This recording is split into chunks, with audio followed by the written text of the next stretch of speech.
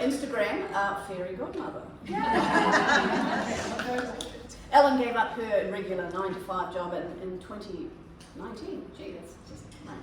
And started her social media marketing agency, Dishing Up Digital. She's now runs Dishing Up Digital School. Need to do some voice exercises. The #1 coaching program for aspiring and new social media managers. Which is a whole new position that's been invented in the last 20 years. She's released a book now. Yay, book! And it's called Bitch Power. A woman's guide to shattering glass ceilings, building empires, making money, and changing the world. So small goals there. Quite achievable though. She says it's time to flip bitch on its head and join the wave of women reclaiming the word that was once used to insult us. This is the book to uplift and empower women, to start a revolution and to change the statistics. So I hope you brought a few copies, because I'm sure there's a few bitches in here. Please welcome Ellen McKenzie.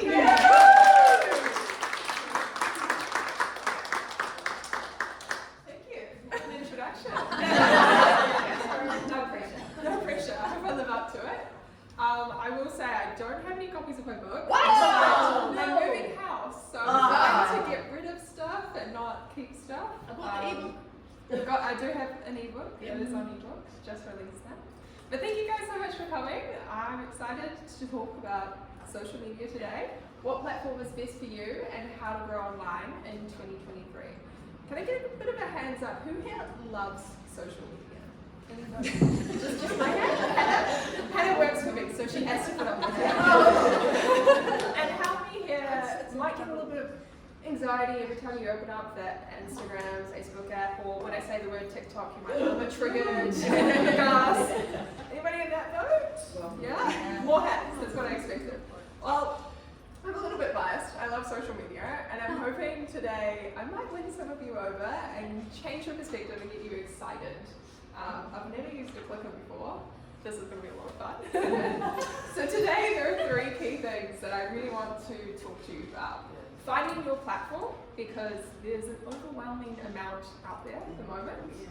The concept of the social media funnel, and growth strategies for 2023, because that's kind of what everyone really wants to know. Like, how do I grow? How do I reach more customers?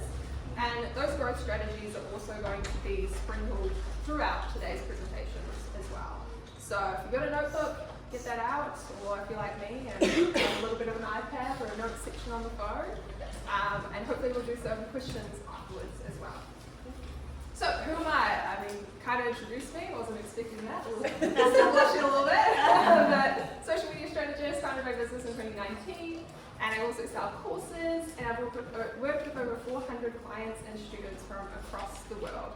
The benefits of having an online business, the coolest thing is that yesterday I was on a call with someone from Montana in the US, and I was sitting there in my pajamas in New Zealand. And I just love that. I think that's really awesome. Yeah, it must be fun. So for me, it actually all started in print media. So working complete opposite worlds in magazines. And as it says here, I watched Devil Wears Prada like a lot of 10-year-olds or teenagers, and was like, that's really cool. I want to be a magazine editor. And it was kind of set from the age of 13. I decided that was my career journey. And I accomplished that goal. This is me with one of my first published articles, and I ended up working at New Zealand Women's Weekly and Women's Day, at Bauer Media, which was a casualty of COVID, rest in peace. The magazine's are still around. And I had probably what sounds like the coolest job in the world. I was an entertainment writer.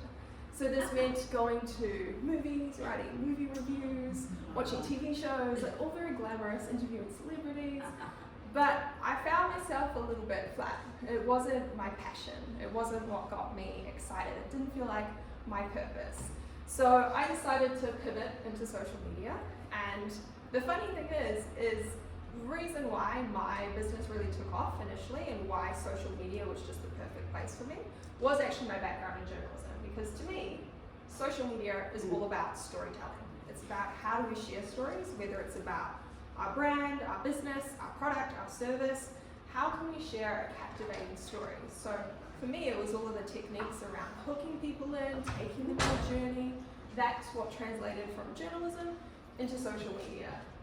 Example of this, one of my clients that I work with, they're a brand called Neat, based in Taranaki, selling skincare. Might have seen one of their Facebook ads. They're around a lot. If you're lucky enough, you might have been one of the 400,000 people to see me shaving my legs, seeing the shaving oil. But they do really fantastic content that tells a story of the brand. Abby, the owner that I work with, is constantly filming behind the scenes videos. It's not just, here's our shower oil, it's here's why I created this. Here's the process of me making it in our factory in Taranaki. Here's me bottling up 100 of them. Here's someone's review. It's a real story of the product rather than just putting a post up for the sake of it, ticking the box because that's what some girl at a Chrysalis presentation said you had to do. So you started posting on Instagram. So one of the key takeaways today, social media is about storytelling. So a little bit of a moment on the power of social media. It provides exposure to a new audience and more importantly, a deep connection with our customer. It's all about creating that connection to ultimately get to conversions. And I think that's one of the coolest things about how much social media has changed the world of business. Not only has it given us so many more opportunities to start one, you know, for me, I didn't have any money, I didn't have any startup or capital. I just started putting stuff online and that was how I connected with people. And I always think, what would my gran or my nan, what would they have done if they had access to social media? Would they have been entrepreneurs as well?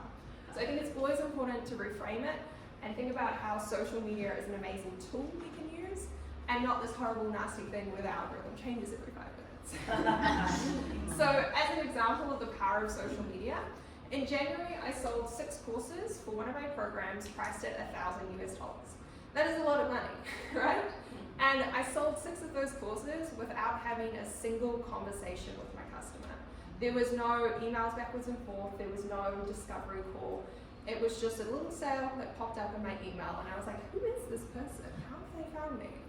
And that is the power of social media. People can find your content, start consuming it, it answers all of their questions about your product, your service, your brand, and it pulls them down that funnel to make that purchase without you having to do that extra work. Of course, we have those customers who need a little bit of hand-holding, maybe that they come into the shop and they want to try on every single piece of clothing in your store and they want feedback and they then want to call their friend and show them a photo.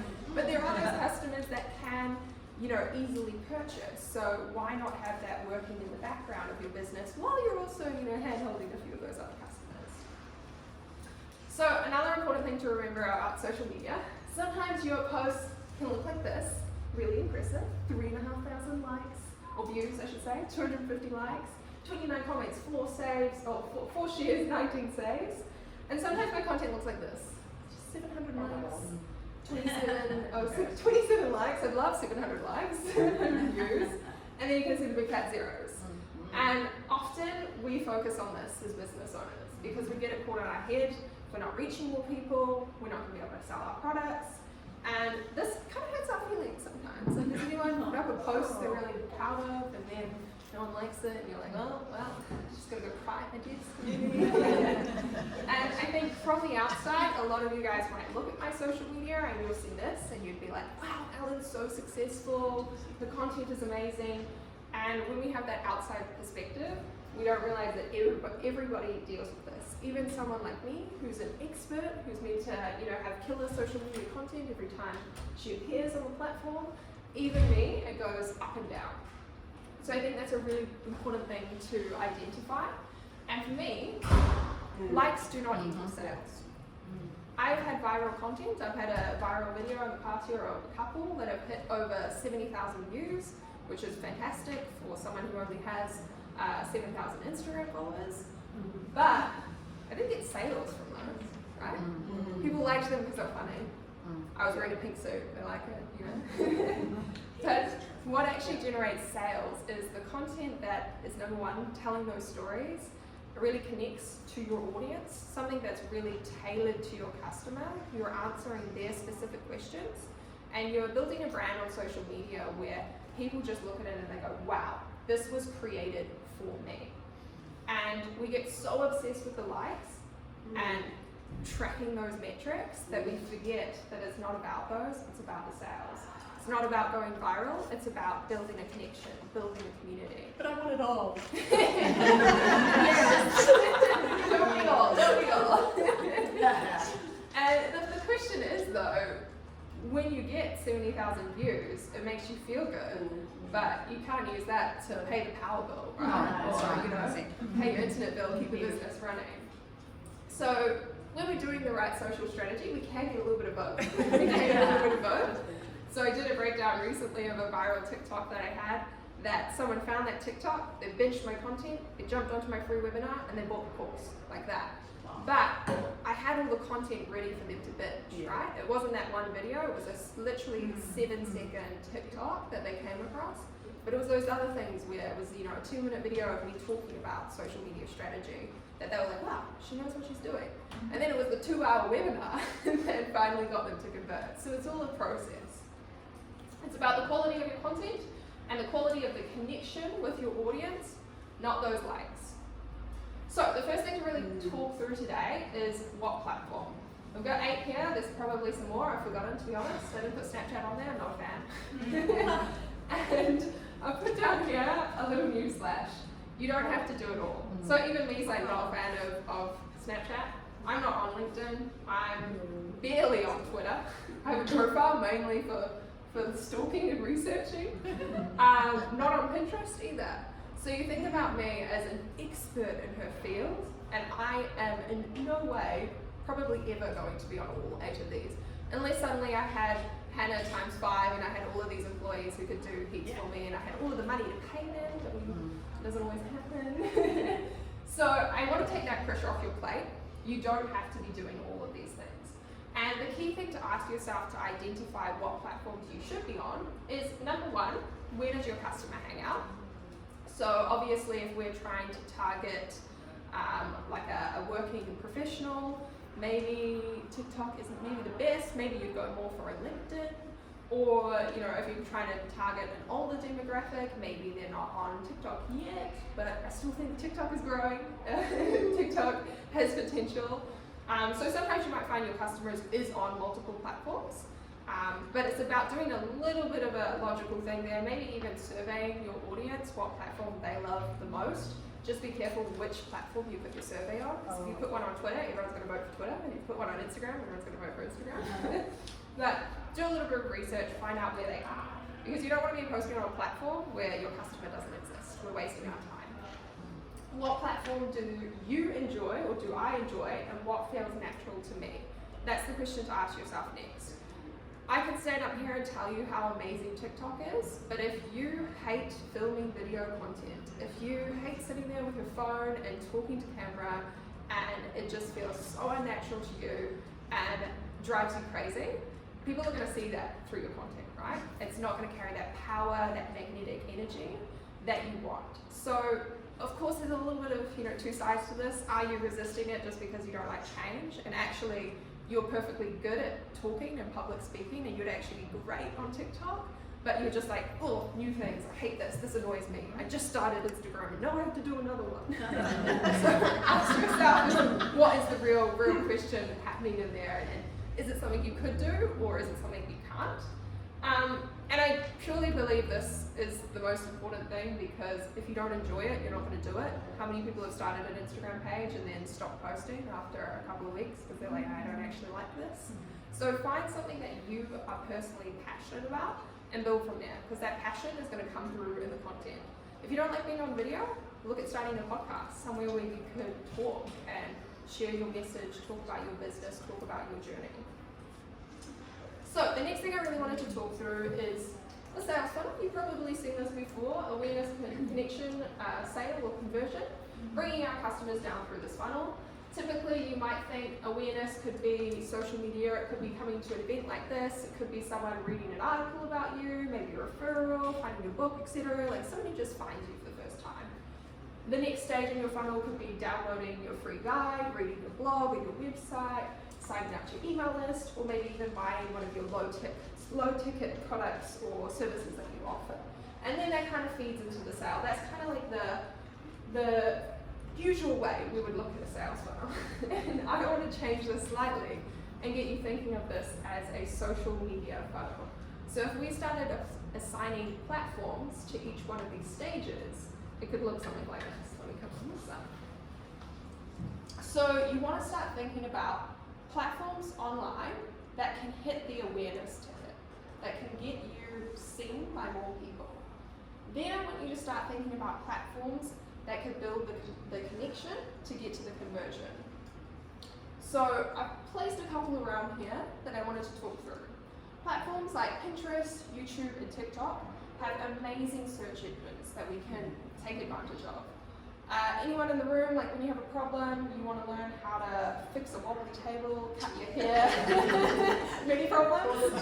But how many of you guys go to YouTube? You're like, can I find a quick tutorial, right? Or Pinterest is my favorite. I want to redecorate my office. Let's look for some inspiration, right? People go to those platforms to search. And TikTok, a little bit new, but they have a fantastic search algorithm. I highly encourage you, if you're not big on TikTok, download it and just have a look. They also have really smart search suggestions in the comment section of every video to really keep people on the app.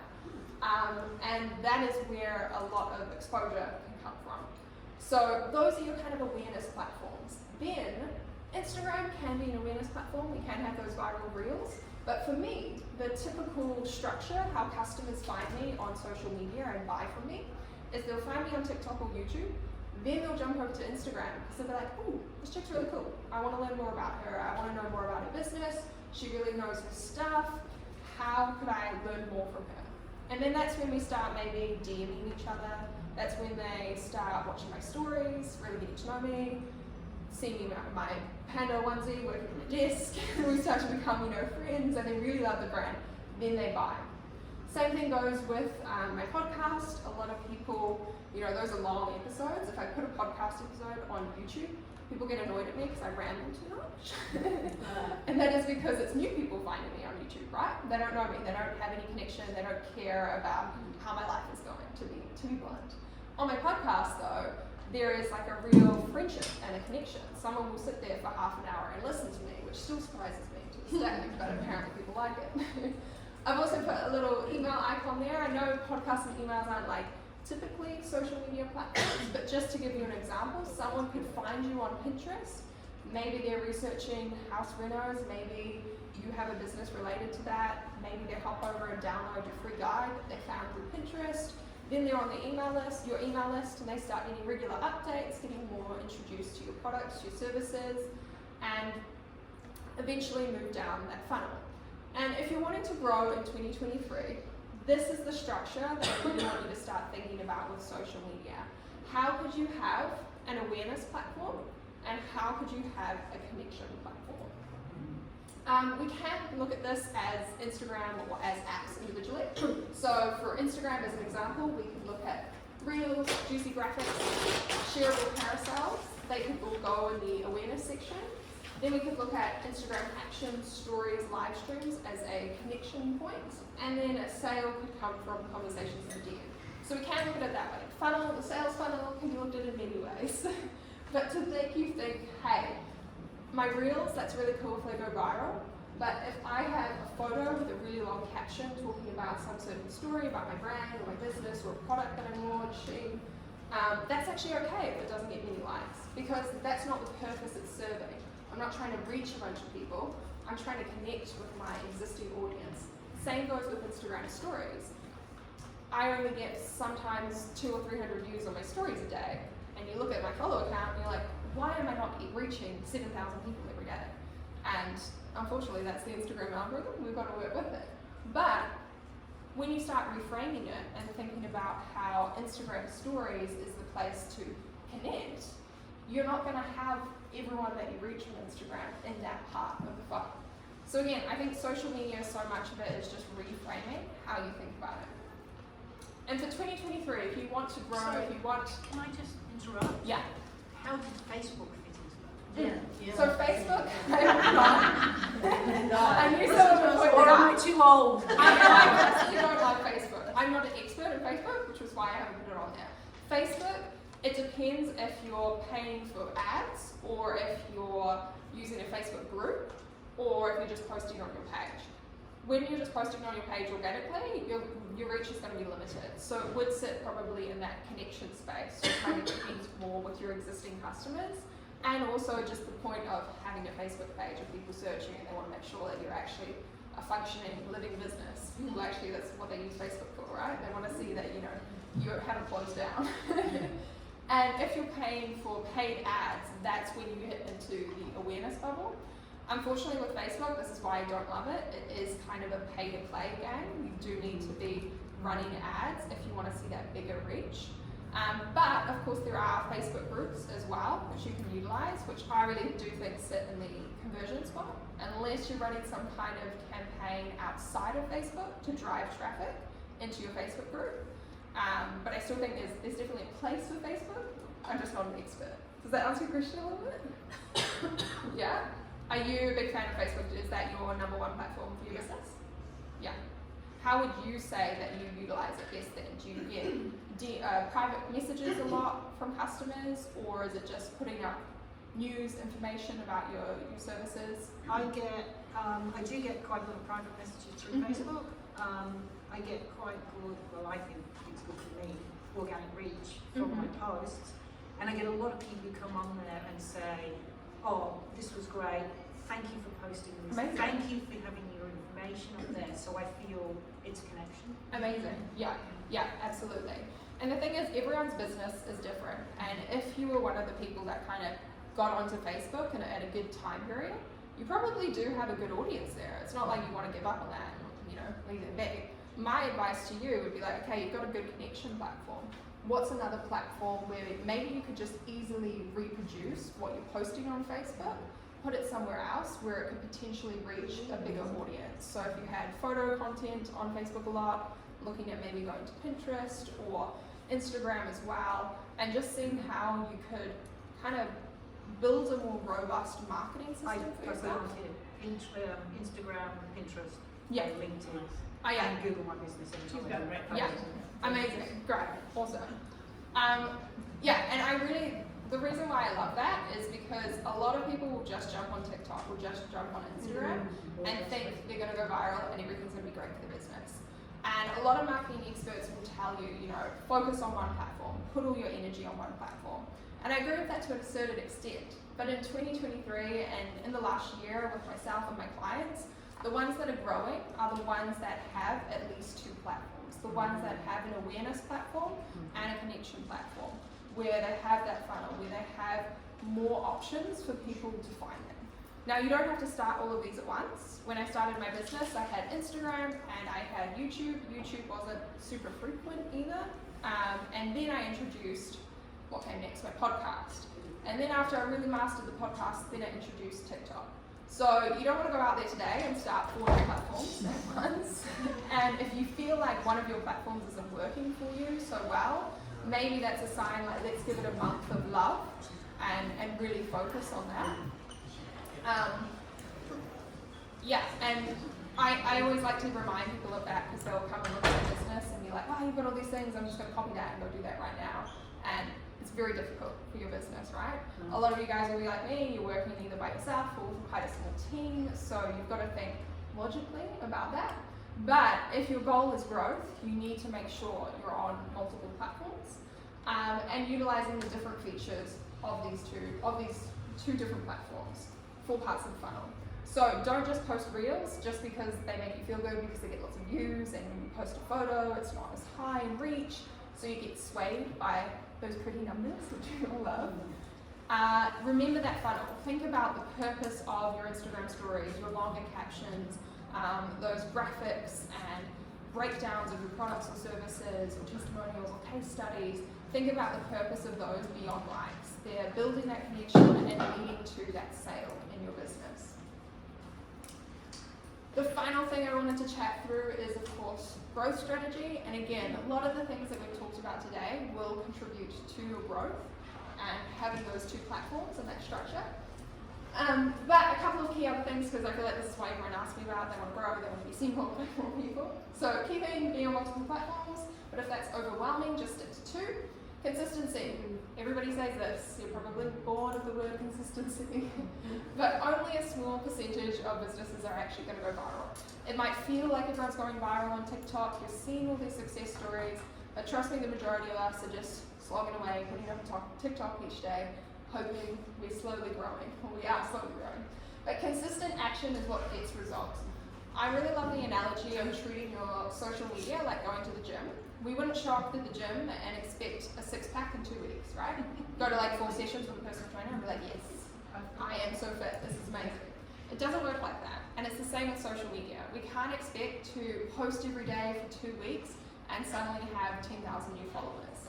You have to be committed and you have to think of the long-term process. And what's really beautiful is I started my Instagram quite a few years ago. I started out as a blogger. That was back in the day where blogging was actually super weird. Now it's kind of cool again. But that would have been in, I want to say like 2014 maybe was when I started my Instagram page. So that's almost 10 years of being on Instagram. I mean, you think of it like that, I only have 7,000 followers. You kind of think someone who's been on Instagram for almost a decade should have more than that. But what's beautiful is I'm building this slow, engaged community who love my work, who are active buyers, who are really engaging. And when I release something new, like a book, there's so much buzz already because there's this beautiful community. Anytime I want to launch something new, I can tap into that. And that's really the advantage of that slow and steady growth. So if you're feeling a bit disheartened, just think about going to the gym. We're building something. We're building our six-pack over time. My next point is to really focus on 2 types of content. This goes across all social platforms. Inspiring and storytelling should be your first content pillar. So this is talking about, if I come back to maybe some of my personal content, it's looking at where I started. I did a post the other day around when I was living in my parents' house when I started my business, and my desk was an old tea trolley that my mum painted, and it was my nan's. And that was the roots, the starting of my business. Someone said, oh, and see, that's what it triggers. It's like this little emotional thing. And then the music snaps, and there's video footages of me in my beautiful home office that I've worked so hard to create, and now I'm moving to Auckland, so I've destroyed it. But for the purpose of the content, it was a beautiful story. So telling these kind of stories, then having, bringing in a call to action. For me, that's a big sale point for my course, my online courses. People who want to become a social media manager, I'm hitting them with that story, like, hey, I was like you, come with me on this journey, invest in my services and my courses, and this could be you as well. But integrating, that sales content into some sort of story. Again, if I think about my client in Taranaki, Neat, we do a lot of content using their very first photos in their business. So does anyone have like embarrassing photos, like if you work in a boutique, like the first clothing item you sold or sewed, or if you work, I don't know, in a brick and mortar store, maybe the first shop that you had or the first market you were at, and you kind of think, oh gosh, this is cringy, like I don't want to show anyone my first designs or my first website I built, anything like that. It's actually a beautiful thing to utilize. So for my client, she started selling perfumes and these little kind of dingy bottles with like a handwritten label on them. At the time, she was super proud of them, but now she looks back and she's like, oh gosh, it's terrible. But we take those photos, we utilize them and do it like a little before and after content. Like this is when Neat started and this is where we are now. And that's where we bring in her beautiful new bottles that, really all professionally designed, the beautiful professional photos, all of that kind of stuff. And customers can see that transformation. They connect to that human story and it makes them excited to buy from you. And that's the beautiful part of social media. And then the next pillar, educational and problem solving. So think about the problems that your customer is facing right now, have a brainstorm and see how you can turn that into content. For myself, selling my digital services, digital services, I would think a piece of content like how I increased my clients' Instagram engagement by 200%, and break down a little step-by-step carousel and be like, this is what we did X, Y, and Z. So a how-to piece of content, how I did X, how my customer did X, those are really key. If you work in somewhere like a hair salon, maybe it's an educational piece on, I know in salons it's very big on like ingredients. Again, I'm not a very professional in that industry, but maybe you want to do like a myth buster post on why X ingredients are really bad for your hair. and here are some other ingredients, or come in for a consult and we can help you improve your hair quality.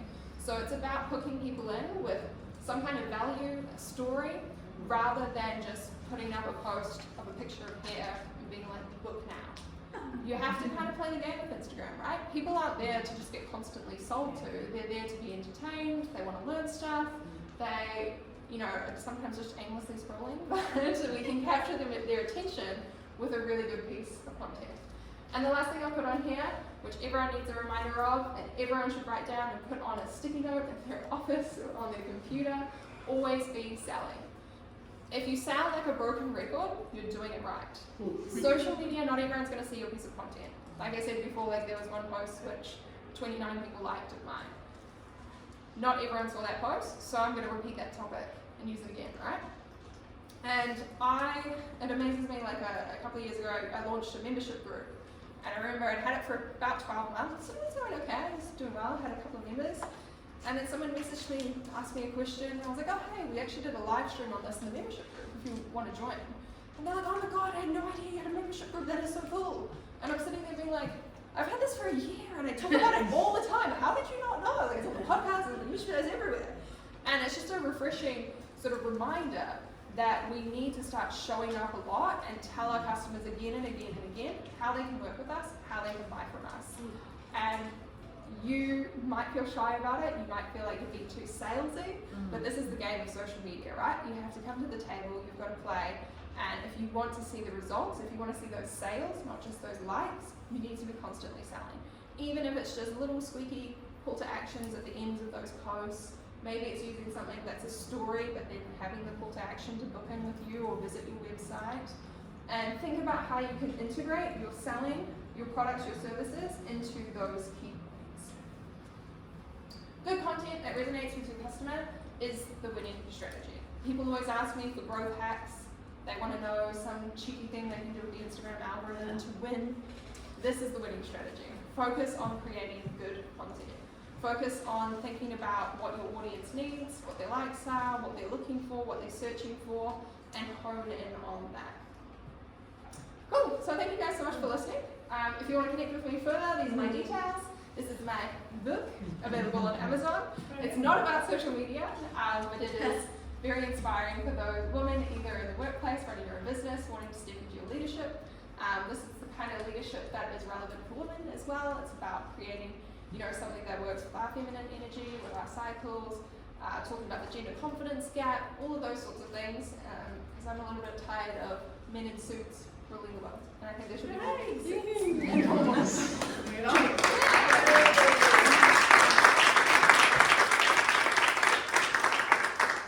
probably got some time for some questions.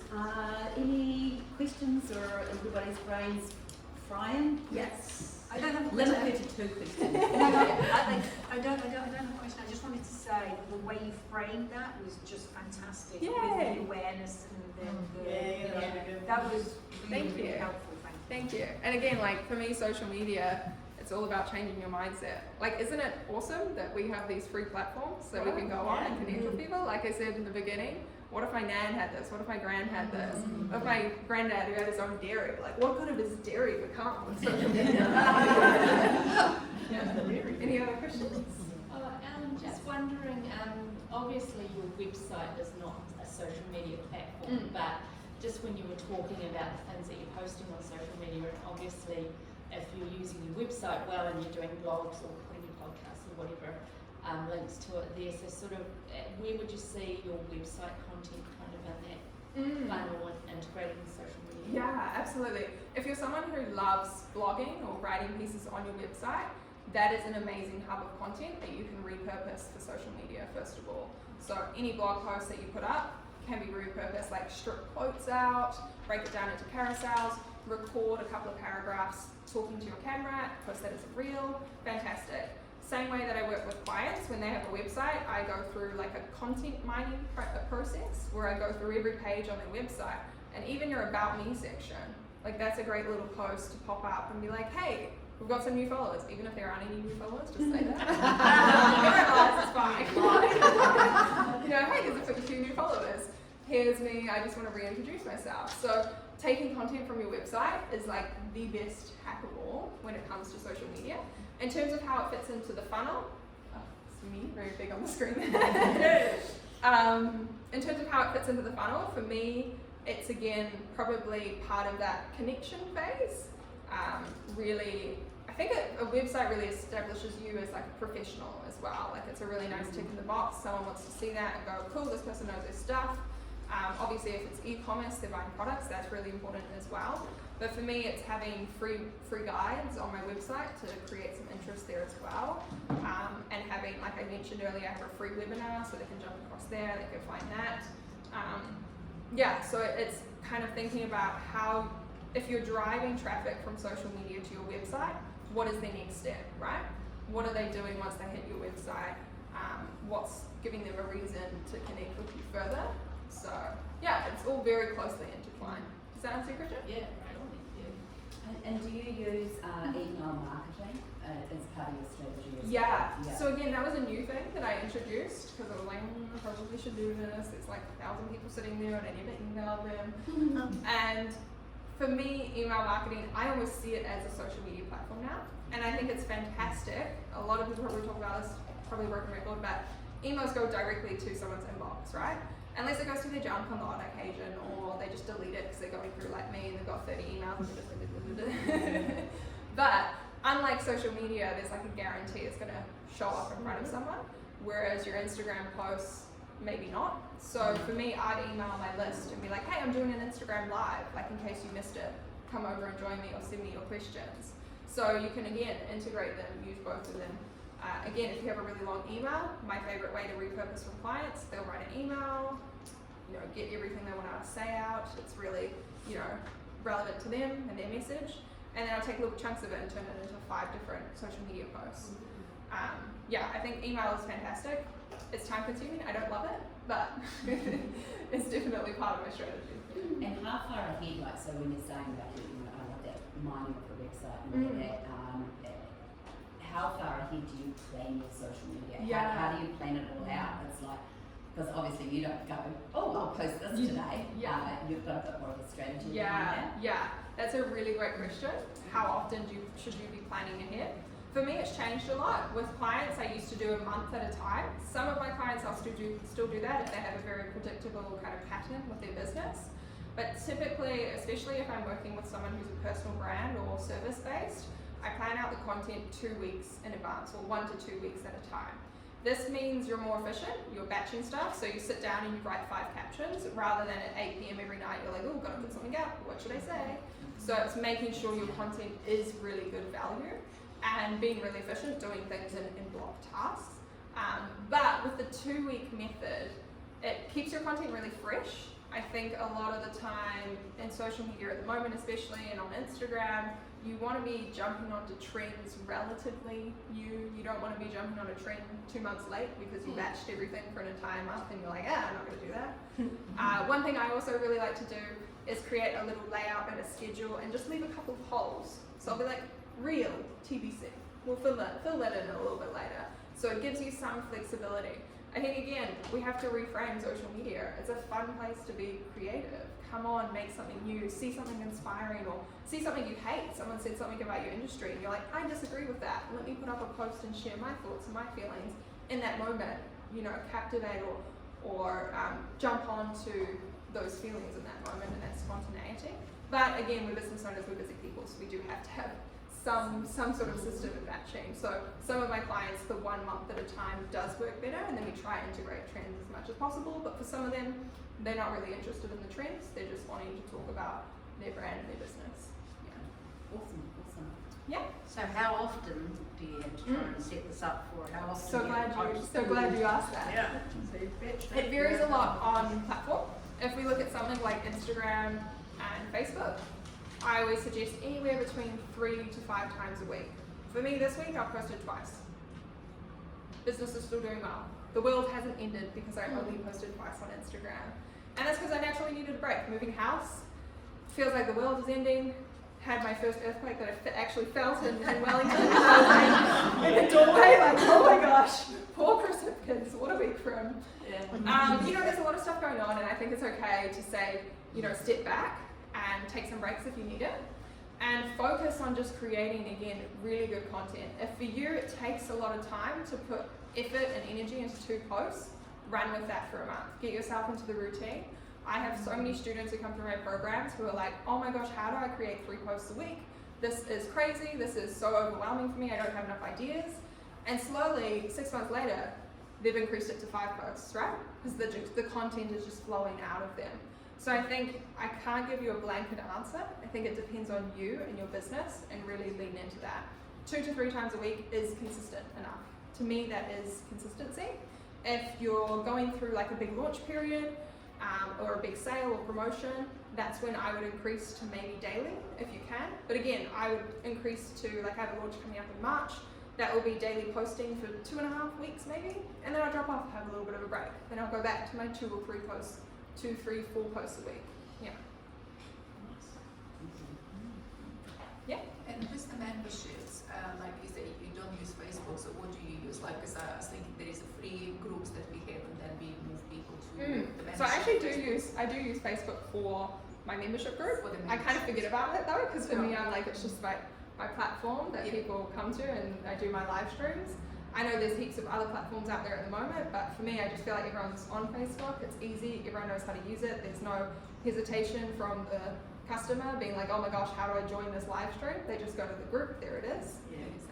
Yeah, And mine is a private paid group as well. I don't do a free one just because, again, one person, got to think realistically about my passions, my time. I don't have the time for that. I love YouTube, absolutely love YouTube. That is my passion. Yeah. If you don't love YouTube, maybe you could look for a Facebook group, lean into that, what excites you. Cool. So you bring people from Instagram, TikTok straight into your Facebook group? Yeah, so my Facebook The group break. is part of my courses, so it's like a bonus. You sign up for the course and then you get added to the membership group.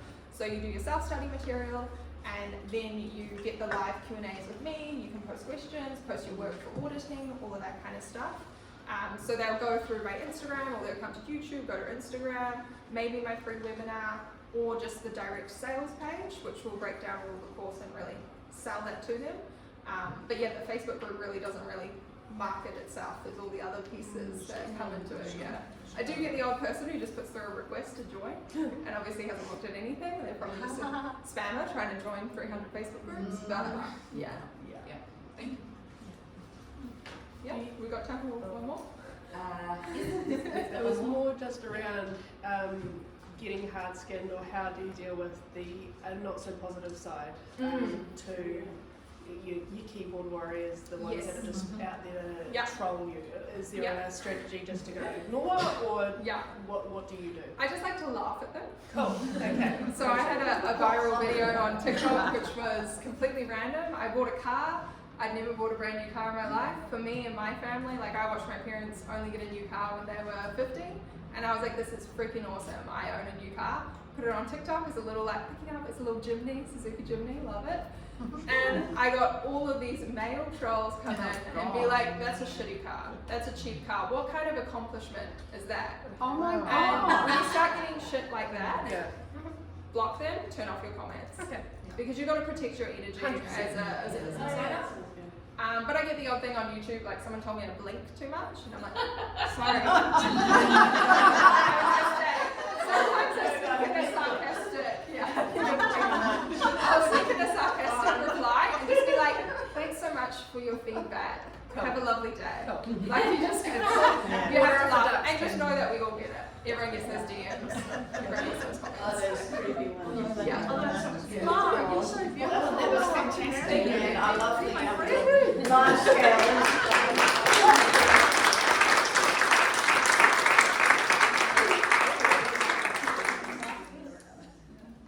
Mind blown. So much good stuff in there. That was awesome. I really hope you were taking notes. I was about to say this is going to be a very conversational drive home. Oh yeah. We usually drive so I can write notes. Yeah. That was really awesome. Just so much in there. I'm going to need to process, but I think there's something in there for all of us about how we do it, how we approach it. My key thing with people has always been around, you're not just doing it just because you should be doing it. It actually has to have a purpose, right? We sometimes, and I think as women, think it is, you know, New Zealanders as well, you know, we don't like the whole money thing. It's like, but, you know, your time is money. Yeah, make it work.